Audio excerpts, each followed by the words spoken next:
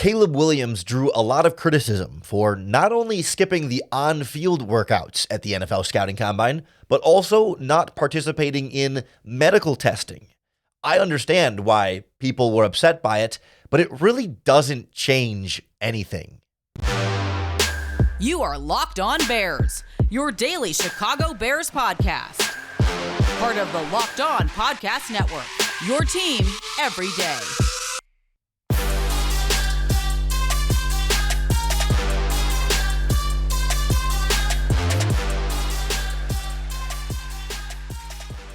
This is Locked On Bears, and I'm your host, Lauren Cox.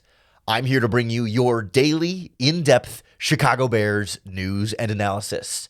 You can follow me on Twitter at CoxSports1. You can follow Locked On Bears on all of your favorite social media platforms at Locked On Bears, including the Locked On Bears YouTube channel, where you can keep up with all of our video podcasts as well. Thanks for making Locked On Bears your first listen today. We're part of the Locked On Podcast Network. That means your team every day. Today's episode of Locked On Bears is brought to you by FanDuel Sportsbook. Make every moment more. Right now, new customers get $150 in bonus bets with any winning $5 bet. Visit FanDuel.com/LockedOn to get started. On the show today, we go through Caleb Williams' decisions not to participate in most of the NFL Combine procedures and why everyone was up in arms about it, but it really doesn't seem to me like it's going to change anything, and I don't really feel like it's a big red flag for Caleb Williams. Then we'll get into a whole weekend of combine drills, the biggest winners and losers at some of the key positions of need for the Chicago Bears. Some wide receivers, some offensive linemen, some tight ends, some defensive linemen, some safeties, you name it. We'll go through the best and the worst of the names you need to know at the positions the Bears will be looking the closest at. But we need to start with Caleb Williams because that's in all likelihood where the Chicago Bears draft will be. I mean, well, that's where the Bears draft will be starting is what I meant to say. Was down in Indianapolis all week at the Combine, and that's all you could hear from anyone. It's more or less locked in that the Bears are going to take Caleb Williams with the number one overall pick. Unless they're pulling off the most extreme, overwhelming smokescreen in the history of the NFL draft, they're going to take Caleb Williams number one overall. I heard other murmurs while I was down there that, maybe the Bears like Jaden Daniels, and one that maybe the Bears like J.J. McCarthy. Those to me feel like the smoke. The overwhelming truth underneath it all is that Caleb Williams is lined up to be the pick with the number one overall pick. Even though he did not throw at the Combine, he did not do any of the drills at the Combine, and perhaps even bigger than that, he didn't do any of the medical checks at the Combine either. And that's the really interesting part here. Plenty of quarterbacks over the years have skipped the throwing and the drills. Drake May this year and Jaden Daniels this year also skipped doing the drills and the on-field throwing. It's become a wider trend for the top quarterbacks in the draft to feel like they don't need to do that. But Caleb Williams is the first player in at least recorded Combine history, at least that anybody can think back and find, the first player to come to the Combine and not do the standard medical checks for all 32 teams.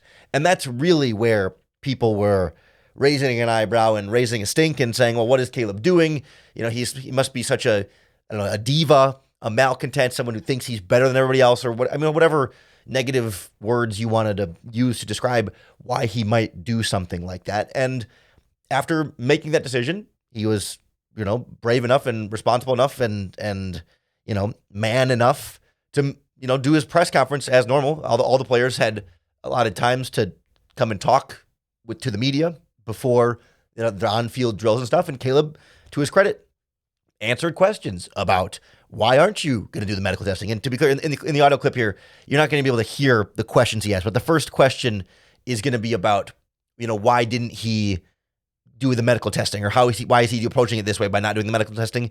And then in the middle, there'd be another pause, but while the question's being asked, why isn't he working out on the field? And here's how he responded.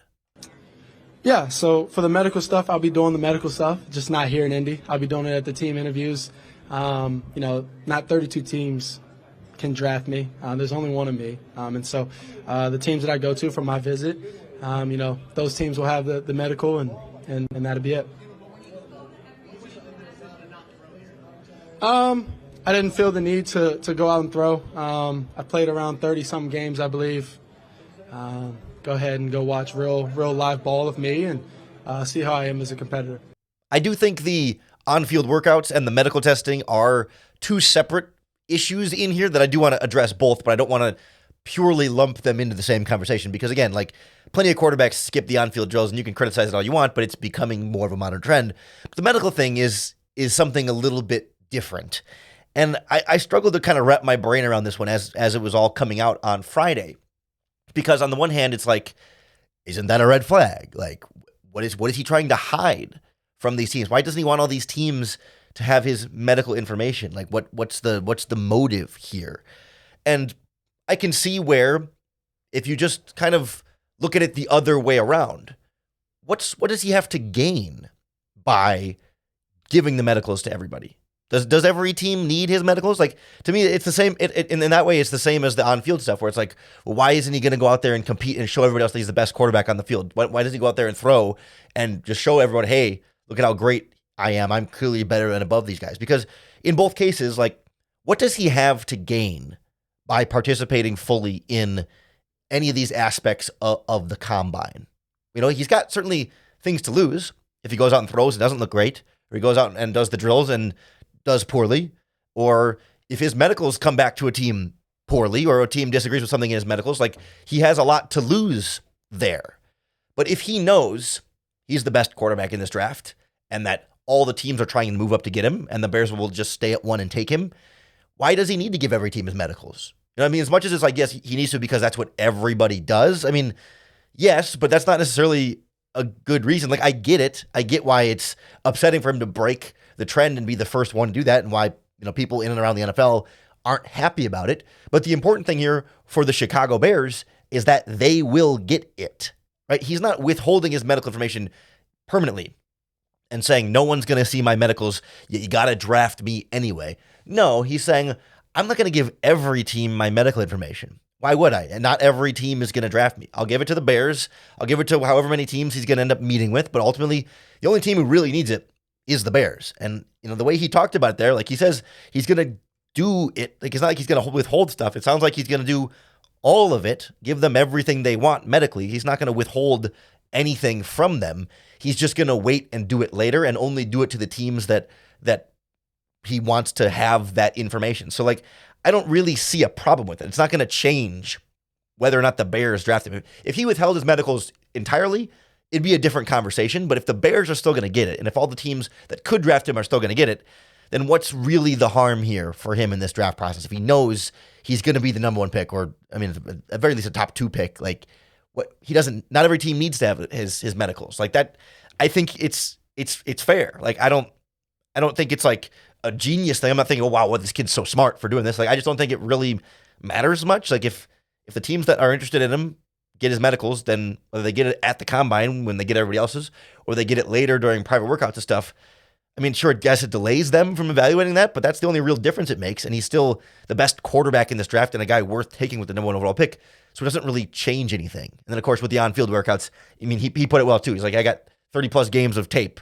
Go watch that if you need to see me throw. And he'll probably run drills at his pro day and give you numbers there, too. So whether you have this 40-yard dash at the combine or not doesn't change your evaluation of Caleb Williams. And so it just becomes a bunch of, you know, clamoring and pitchforks and torches about him not playing by the regular rules that everyone else does, but it doesn't change anything, and it's not really going to have any kind of tangible effect on his NFL career. So hopefully the short-lived panic about that can just be that, short-lived, and we can move on to, like, more interesting things that happened at the combine with really good players running some really impressive drills and other guys struggling as well. So we'll go through some of the winners and losers for the Bears in terms of prospects they should be keeping an eye on next on Locked On Bears.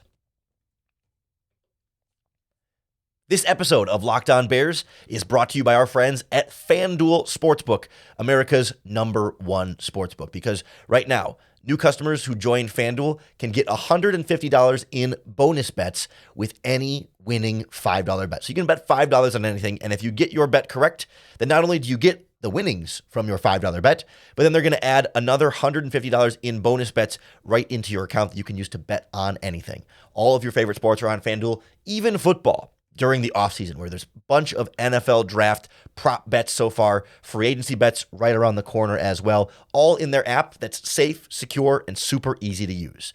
So to get your $150 in bonus bets, visit FanDuel.com/LockedOn. FanDuel, an official sportsbook partner of the NFL and NBA. Well, Ryan Poles and company didn't get to see Caleb Williams throw at the combine or run drills at the combine. They did get to see a lot of other really impressive players at the positions that they're definitely going to want to address with draft picks this season. We saw some really freakish athletes once again every single year. They just get a little bit faster and a little bit bigger, and it's a whole other world when you see it in person in Indianapolis too. Like watching the Texas nose tackle T'Vondre Sweat run. It was like a 5-something-40, but at 360 pounds. I mean, that dude is a unit.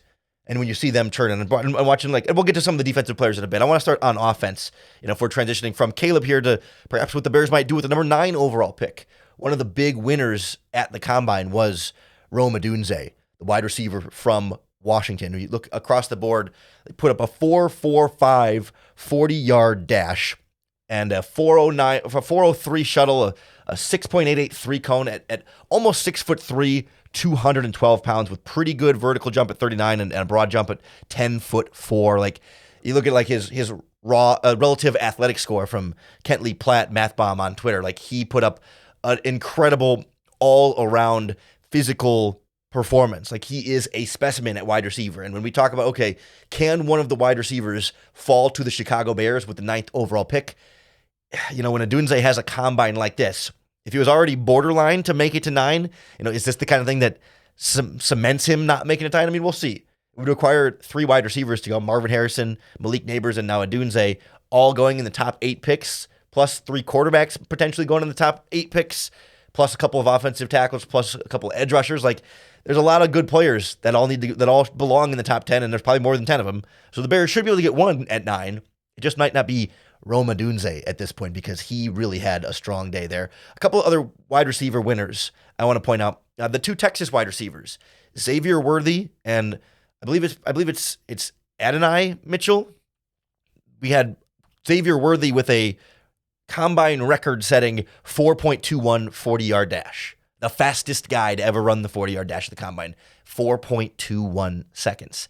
I mean, he's a guy who's moving up and up potentially into the first round. And if not in the first round, that 40-yard dash, I think, will put him outside of where the Bears currently pick in the 3rd round. I don't know that he'll last that long at this point. If you wanted somebody like Xavier Worthy, you're going to have to move up a little bit farther than where the Bears are right now in the 3rd. Maybe if they get a 2nd in a Justin Fields trade, we start to have that conversation again, but Worthy's running away from where the Bears are in the 3rd round. And then Adonai Mitchell didn't have the record-setting run of his teammate, but Adonai Mitchell is 6'2", 205, and still ran a 4.34 and had a really good broad jump as well. So big, fast, explosive receivers from Texas that are just running out Lucas Oil Stadium, and really having a strong day at receiver. If you're looking for a receiver who's going to fall a little bit because of a not-so-great combine showing, it's definitely Florida State wide receiver Keon Coleman. Not only did he run a 4.61 in the 40-yard dash, which, we should keep in mind, for a regular human being, that's really, really fast. We're talking about 0.3 of a second slower than Adonai Mitchell. So, I mean, he's not slow, but, we were expecting Keon Coleman as more of a straight line vertical outside receiver to run faster in the 40-yard dash. And when they run, the kind of agility drills and stuff, he looked a little stiff in that regard, not super fluid motion. It looks more like a guy that can run deep and run curls, but isn't necessarily physically looking like he's going to be a great separator yet, right now, for now, on stuff breaking over the middle of the field into the outside early in his career. I mean, we'll see, right? He's not going to go undrafted here, but maybe just not going to go as high as people might thought as a wide receiver that has a lot to like. I mean, as a vertical threat, there's still a lot to like about Keon Coleman, just did not have a super great combine. A couple of tight ends, though, that stood up for having great combines. Theo Johnson from Penn State, really, really insane athlete at 6'6", 260. So, I mean, a small offensive tackle, running a 4.57 in the 40-yard dash. This 6'6" tight end ran faster in the 40-yard dash than the wide receiver, Keon Coleman. You know what I mean? That's the kind of thing. Plus, Theo Johnson had some really impressive jump numbers as well. So explosive, fast, big, strong. He's a guy, if the Bears could land him as a number 2 tight end behind Cole Kmet in this draft, I would absolutely love it. But we'll see exactly where he ends up going. It might be a little early for where the Bears are. And another Senior Bowl sleeper that we've thrown out here on the podcast, we heard Clay Harbor talk about him a couple of weeks ago. Ben Sinnott from Kansas State had the fastest 3-cone of any tight end in this combine. Turns a corner quickly, fluid athlete, can play the H-back, the fullback, a move tight end kind of piece who can also play in line. Had some pretty good jumps, a 4.68 40, and so not slow by any means. Like, that's another really good athlete with some versatility at the tight end position who's continuing to boost his stock at the combine. Couple of offensive linemen quick. One winner, one loser. The loser for me here, and it's not drastic, but like Olu Fashanu is one of these offensive tackles we talk about in the top 10 of this draft. And this was the kind of combine that makes it a little harder to cement him in the top 10, right? He's still going to be an early first-round pick. But whether or not he's in the top 10 or not, when he has really, really small hands at 8.5 inches, which I think is actually, I haven't measured my hand in a while, but like a couple comments ago I did. I think I have slightly bigger hands than this offensive tackle, Olu Fashanu. And also he pulled up injured while working in some of the drills too, so which also doesn't help when you're not able to finish the combine either. So I don't think he's going to free fall or anything, but he's a guy that a lot of people saw as a top 10 pick, maybe a top 10 lock at some point in there, because he's really good tape at Penn State. But when you combine the tiny hands and not really be able to finish out at the combine, like there's some questions that get added into the mix there where maybe he falls top 15 instead of top 10. But if you're the Bears, you almost want some of these other tackles that maybe if you're not as interested in the tackle position to go before you, so that one of the wide receivers or edge rushers might fall, or if you really want to tackle, then maybe you want Fashanu to fall right to you at 10, or at 9 and be able to land him. And then a center I want to touch on real quick, Tanner Bortolini from Wisconsin, more or less the fastest offensive lineman one of the fastest centers at the combine in combine history, like since Jason Kelsey. I believe he had the fastest shuttle or the fastest 3-cone of any center ever there, and the 40-yard dash at 4.94 at 6'4" and 303 pounds. Like, this is the kind of athlete at center that we see someone like Ryan Poles go after consistently. Definitely a huge boost for Tanner Bortolini's stock. Saw him down at the Senior Bowl. I think in the NFL, he's probably better suited as a guard, just because whether it was at the Senior Bowl or also watching him at Wisconsin quite a bit, the snapping wasn't always consistent enough. And we saw the Bears have trouble with that this season. I think he's a good blocker. Once the ball is snapped, he's fine. He'll run over guys in the running game. He holds up in pass protection really well. Like, he's a quality blocker.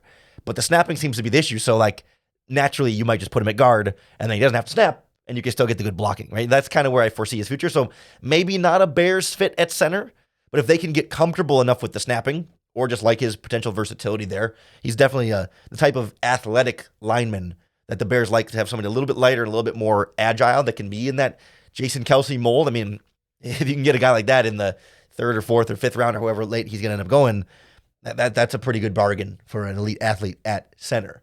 But really, the big athletes were on the defensive line at the combine. So a couple of defensive tackles that killed it.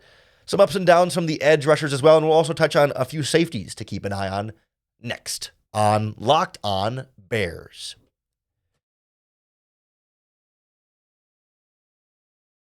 This episode of Locked On Bears is brought to you by our friends at BetterHelp. BetterHelp provides online therapy to help you be your best self. It's really about connecting with your own thoughts and feelings and trying to keep your mental health at its sharpest. So I like to compare it to going to the gym, right? I go to the gym because I want my body to be healthy and strong, not because my body's broken. And I go to therapy because I want my mind and my brain to be healthy and strong, my mental health, not because my brain is broken or because I'm in a crisis. Like, I do online therapy just like this every single week, and it's a really, really important part of my own personal mental health regimen. So if you've been thinking about starting therapy, give BetterHelp a try. I cannot recommend it enough. It's entirely online. It's designed to be convenient, flexible, and suited to your schedule. Just fill out a brief questionnaire and you get matched with a licensed therapist, and then you can switch therapists at any time for no additional charge. Learn to make time for what makes you happy with BetterHelp. Visit betterhelp.com/lockedon to get 10% off your first month. That's BetterHelp, HELP.com/lockedon.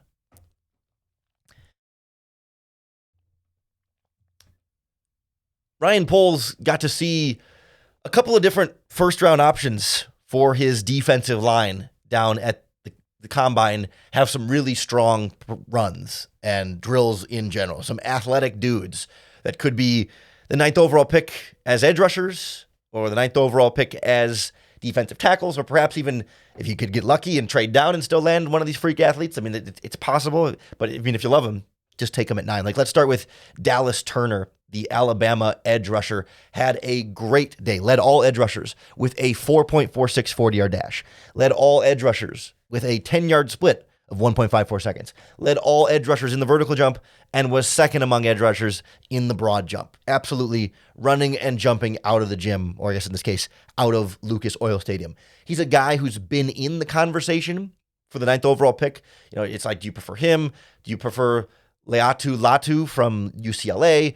Jared Verse from Florida State has also been in that conversation, but and Verse had a good combine for himself by all means, but Turner's the guy who's really emerging as among the group, the freakiest of the freak athletes at that position. Now, is that what the Bears will value there? I mean, I think Matt Eberflus has a reputation of valuing more the longer, stronger physical type of defensive ends as opposed to the true freak bendy athlete types.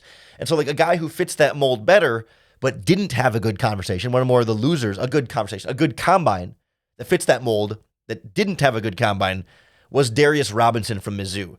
I fell in love with Darius Robinson at the Senior Bowl. I think he's got a really nice, well-rounded pass rushing repertoire already. I think he's explosive off the line of scrimmage, and I think he belongs as an NFL defensive end. But he ran a 4.95 in the 40-yard dash, almost a 5-second 40-yard dash, albeit he's at 285 pounds. So some people think he's going to have to play 3 technique in the pros. And if he's a defensive tackle, it's not terrible at 285 pounds and a 4.95 40. But if you wanted to be an edge rusher, it's a little bit slow, but his jump numbers were pretty good at the combine as well. So he's got the explosiveness. And to me, the 40-yard dash is not that critical if you already got the pass rush moves, and he's got the length too. This is the kind of bigger defensive end that a Matt Eberflus might normally go for. He could be in the DeMarcus Walker mold where you move him into defensive tackle sometimes and play him on the edge sometimes. And maybe the 4.95 40-yard dash could help him fall. So he was never a guy who was in the conversation with the 9th overall pick anyway. So if he can fall a little bit farther down, see a guy who becomes a trade up target for the Bears to be able to go get at defensive end if, say, you get a wide receiver in the first round or a tackle in the first round. He's one of those guys that I think Matt Eberflus will like. I certainly like what I see from Darius Robinson. I think he's going to be a really good NFL player for whoever takes him, as long as they don't overly worry and make too much of a deal about a particularly slow 40-yard dash for a really, really big defensive end. It's tough because you saw a defensive tackle who weighed more in Braden Fiske run a faster 40-yard dash. The Florida State defensive tackle absolutely killed it. He might have been the biggest winner, but one of the biggest winners across the entire combine. He ran a 4.78 40-yard dash. That was first among the interior defensive linemen, first among defensive tackles in broad jump, first among defensive tackles in the vertical jump, and third in the 10-yard split. Apparently, he was the first defensive tackle to lead the position in all 3, 40-yard dash, broad jump, and vertical jump, since 2004. We're talking elite level explosiveness and speed at the defensive tackle position at 292 pounds. He was running fast, and it looks fast. I mean, and when he finished his 40, he screamed "Oh yeah!" And you could hear it. We were sitting in Lucas Oil Stadium. You could hear him yell. He was fired up about it, and he got the crowd going too. And it was really just a man who took the stage, not the literal stage, but metaphorically, took the stage and took the room, when he ran his drills at the combine. So Fiske's a guy who's moving up in the first round as a guy that he could really be a nice defensive tackle prospect. Another Senior Bowl guy who looked really good. And we know how much Ryan Poles loves Senior Bowl guys. And I can't help but wonder, too, if the Texas defensive tackle Byron Murphy is moving into top 15, top 10 consideration. Could he be an option for the Bears at 9? And another one of these sort of 3 technique defensive tackles at 297 pounds, looked fluid and agile running the drills. He didn't finish, in the top at all the numbers exactly like Braden Fiske did, but had good numbers on his own, and then plus sort of looking the part, moving really agilely. Is that the word? With great agility for a 300-pound interior defensive pass rusher who can get after the quarterback. I mean, both of those guys are first-round guys for me that 9 still feels a little early, but if you trade down from 9, that both of those guys are definitely in the mix. A loser, though, on the defensive line, especially the interior.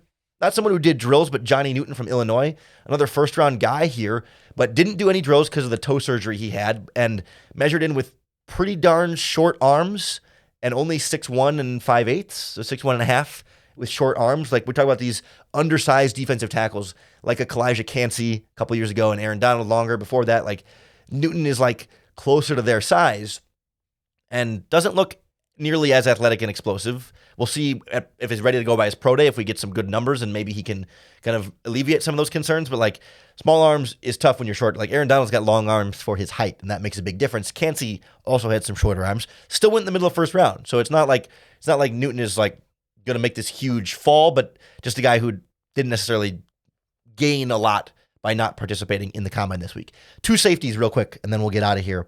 A winner there, a guy that I don't think we've heard talked about a lot, and not going to be a conversation for the 9th overall pick, but did so well at the combine. He's in the second round and could play up as a late first round pick at safety, is Cole Bishop from Utah.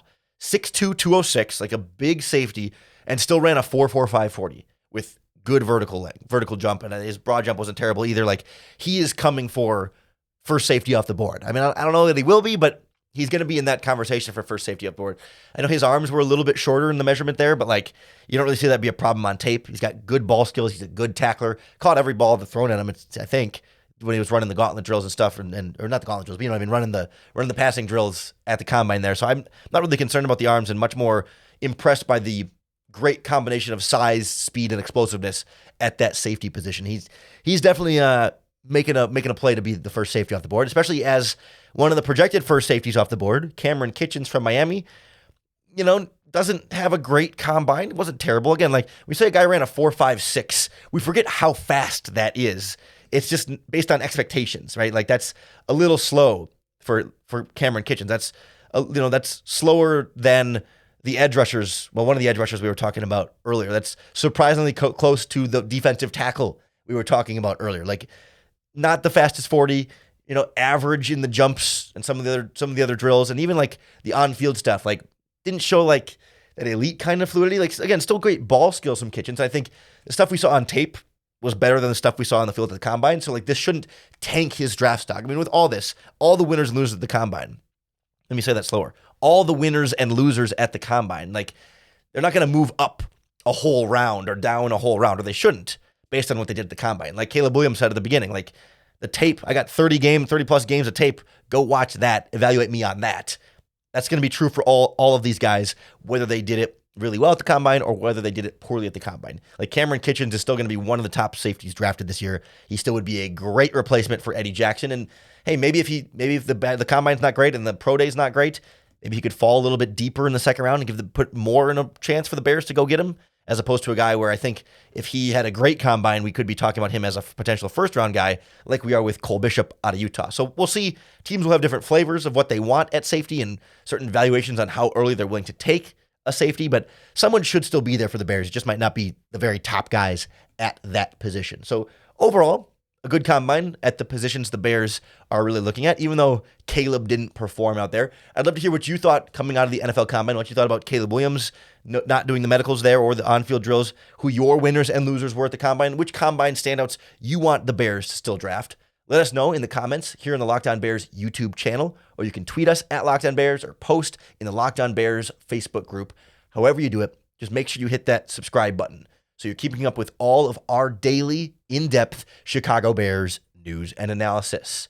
Thanks for making Locked On Bears your first listen today. We're part of the Locked On Podcast Network, your team every day. We're getting closer to free agency. We're getting closer to a potential trade of Justin Fields.